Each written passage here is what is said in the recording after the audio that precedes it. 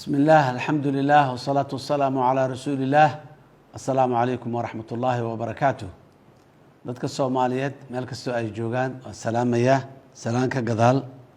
maanta waxaa sharaf weyn ii ah inaan ka hadlo arinta ku saabsan aqoonsiga cusub ee loo sameeyay ummadda Soomaaliyeed, muwaadiniinta Soomaaliyeed ee jamhuuriyadda ku nool iyo kuwa dibadda ku nool muwaadiniinta intaba in ay yeeshaan aqoonsi cusub, kaarka aqoonsiga ama warqadda aqoonsiga cusub oo jamhuuriyadda federaalka Soomaaliya ay leedahay muwaadiniinteeda oo dhan ay ku register garaysan yihiin. mudane almadu waxaan idinku salaamay salaantaas kadib. maanta waxay inoo tahay maalintaas weyn. muwaadin kastoo Soomaaliyeed wuxuu yeelanayaa warqad aqoonsi ah, lambar aqoonsi ah oo loo yaqaano, oo maalinta uu kaarka qaata aqoonsiga ilaa maalinta uu ka dhimanayo macaamilkiisa adduunyada oo dhan ay ku dhisnaa doonto. aqoonsi la'aantu dhib badan ayay nagu haysay. maanta Soomaaliya waxyaabaha duruufaha noogu adag ee noogu dhibka badan waa duruufaha amniga oo dambiyada argagixisada iyo khawaarijtu ay ku galaan dalka. haddaan mithaal u soo qaadno, baabuuraa la qarxiyey, baabuurkii la qarxiyaa iska lahay, tixraaciisa ma naqaano. nin khawaarij ah oo argagixisa ayaa lacag dirtay, qofkii lacagta diratay helideedu waa dhib badan tahay. waad ogtihiin bangiyadeenna, xawaaladaheenna, dhaqaalaha dhinaciisa waxa ka haysto dhammaanna waxay u haystaan waxay tahay arrimo amniga la xiriira oo ama dalalkii dibadda ahay ee xawaaladaha laga soo diray amnigooda loo baqayo ama dalalka la keenayo amnigooda loo baqayo.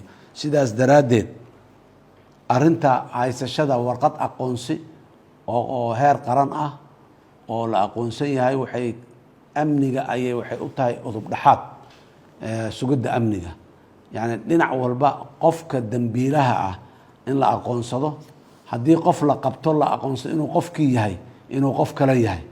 haddii qof meyda loo yimaado oo aanan la garanayn wejigiisiina ama maqan yahay xataa marmarka qaar ama shil ku dhacayo dhibaata ay haysato, si loo aqoonsado yuu ahaa qofkan marmarka qaarkood ay adkaanayso.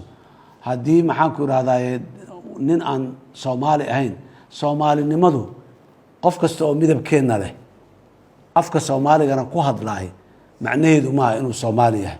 midabkeenna ummado leh, noo qaab eg, aan nalaga aqoonin ayaa adduunyada ku nool, deris nala ah, meelo naga fogfog ku nool. afkana luqadana waa la bartaa, waa la baran karaa, si caadi ayaa loo baran karaa. laakiin intaasi waa in wax markhaati kacayo oo dhahayo waa Soomaali qofkan waa in la helaa.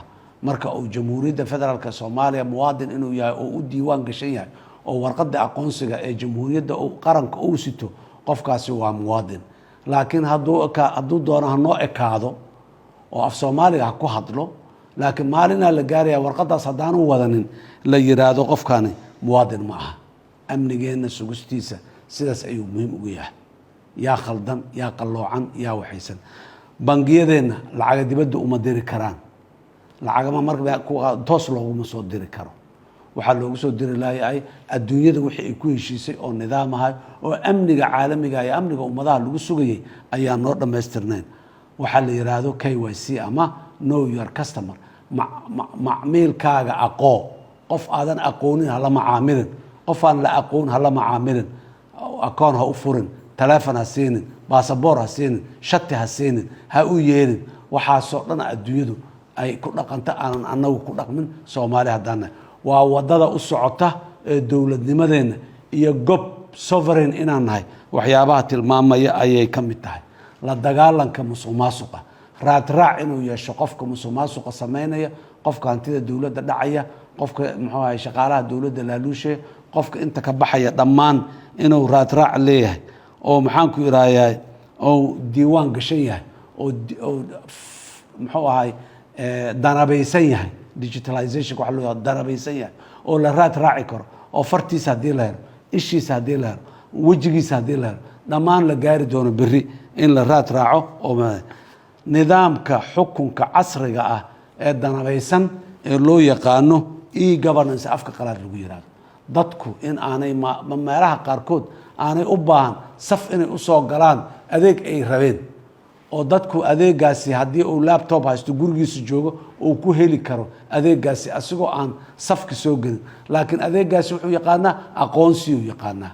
aqoonsi uu yaqaana reer hebel ma yaqaan deegaan hebel ma yaqaan koox hebel ma yaqaan aqoonsi uu yaqaana aqoonsigaas ayaana hadhow raadraaca yeelanayo oo qofka Soomaaliga ee maxaan ku radaa adeegaas loo qabtay qaadanayo waxa uu ku xirnaanaya aqoonsiga in qofka uu horumaro oo uu la macaamilo nidaamka dawliga ee dalka ka jiro aqoonsigaas wuxuu saacidayaa qofka in laga aqbalo inuu muwaadin Soomaaliyeed noqdo kadibna inuu muwaadin caalami ah noqdo waxa sahlaya waxay tahay aqoonsigaas maalintaad aqoonsiga qaadato ee numberka intaas ka kooban aad qaadato ilaa iyo maalinta aad ka dhimanaysaa waa lagu yaqaanaa qof la yaqaanaa haddaad dhimato tii rabbi ku timaadana waxaa lagu aqoonsanayaa qof geeriyooday oo dunida ka tegay inaad tahay si walba nolosha casriga ee qarniga 21aad walaalaha Soomaaliyeedow meel kastoo aad joogtaan lagama maarmo aqoonsiga aan yeelano aqoonsiga dhammaanteen aan u soo degdegno inaan aqoonsiga yeelano oo aan qaadano yaan laga caajisin yaana ahaan wax lagu qasbay aqoonsiga nolosha casriga u baahan si aad muwaadin casri ah oo dunida la socda aad u noqoto dalkiisana caawinayo oo dunidu aanay faraha ku fiiqfiiqayn oo aanay eedeynin inaan noqotid intaas kadib waxaan rabaa inaan bogaadiyo oo aan halkan ka ammaano kana hambalyo xukuumadda federaalka Soomaaliya guud ahaanteed gaar ahaan hay-adan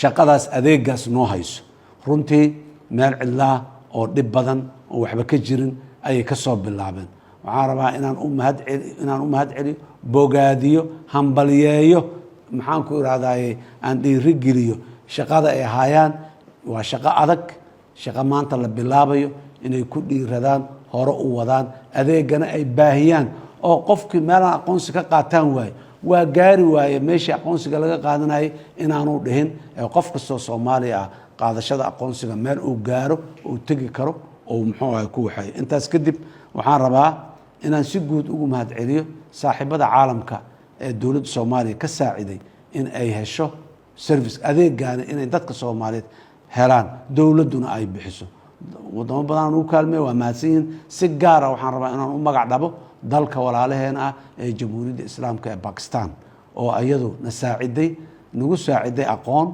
qalab maxaan ku raadey software oo qarashkooda iyo xoolahooda ku bixiyeen si ummadda Soomaaliyeed aqoonsigaas u hesho calana walaalayaal waa mahadsantiin adinkana ajri xasanaad Allah idinka siiyo ummadda Soomaaliyeed adeegii waa kanaaye ha ka soo daahina u soo dhaqsada aqoonsigu waa amni aqoonsigu waa dhaqaale aqoonsigu waa adeeg aqoonsigu waa tacliin aqoonsigu waa caafimaad aqoonsigu waa wax kasta oo qofka bini aadamka ee qarniga 21aad nool ee casriga ah furihii oo waxaas oo dhan uu ku furanayo waay furo la'aan soo istaagin albaabka xiran oo casri aad iyo aad u maasantiin. Assalaamu calaykum waraxmatullaahi wabarakaatuh.